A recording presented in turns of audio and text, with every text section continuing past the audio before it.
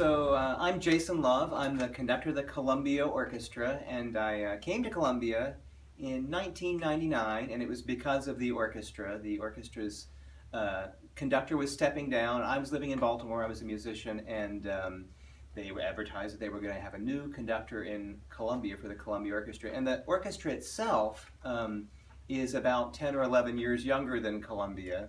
The orchestra started in 1977. It was basically like a little fledgling group of individuals who just were string players and they wanted to sharpen their skills, so they got together for fun, and then they started doing some concerts at Slayton House. They were very informal, and it was mostly just, the friends and the families of the performers, but it was one of the burgeoning arts groups in Columbia, and over those first 10 years, they really developed into a good orchestra and decided that they could actually add winds and brass and percussion and become a full symphony orchestra, but they wanted to remain all volunteer, and the volunteerism part of the orchestra is really central, I think, to its mission. So jump ahead 10 years, when their conductor left, they had a search, and when they brought me on, they really wanted the orchestra to be a flagship in the community, a great arts organization, while still keeping its sort of volunteer roots. In other words, instead of a lot of orchestras, when they grow, they become professional and they would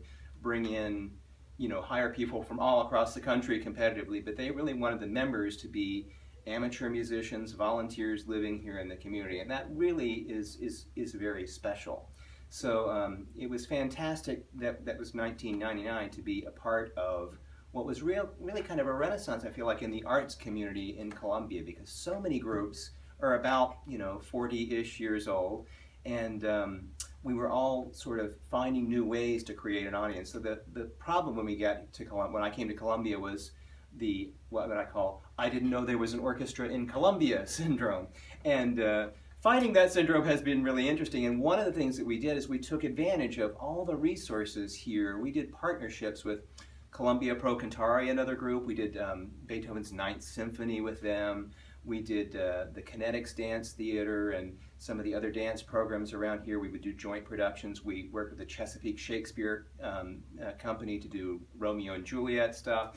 So in that way, it went from this sort of small burgeoning group to something that was a really fantastic orchestra. And when I started, we were playing at the Howard Community College, which was a 430-seat hall. Now we play at the Jim Rouse Theater, and that's 750. So it's been amazing to see the growth. Now that the orchestra is celebrating its 40th anniversary now that it's Columbia's 50th. It's exciting to see what's coming ahead. I mean, we live in such a rich community that has such great amateur musicians who are able to provide this, and we have such a cool audience that is growing because they're interested in going out and being involved in the community. I mean, you can go and hear great music in other metropolitan orchestras, but our job here is really to be able to provide the kind of concerts that you would have to go to LA or New York or Baltimore or Washington to hear. And so we're looking forward to seeing how the audiences take to some of the things that we offer, things that you wouldn't be able to find in just any community. And to see the arts community grow as it is, that the audience are now finding out about all the great things in the county, we're really looking forward to this very bright future. The arts are essentially telling the story of what it is to be a human being, and Columbia has a very unique story, so it's great to be a part of a very unique arts community.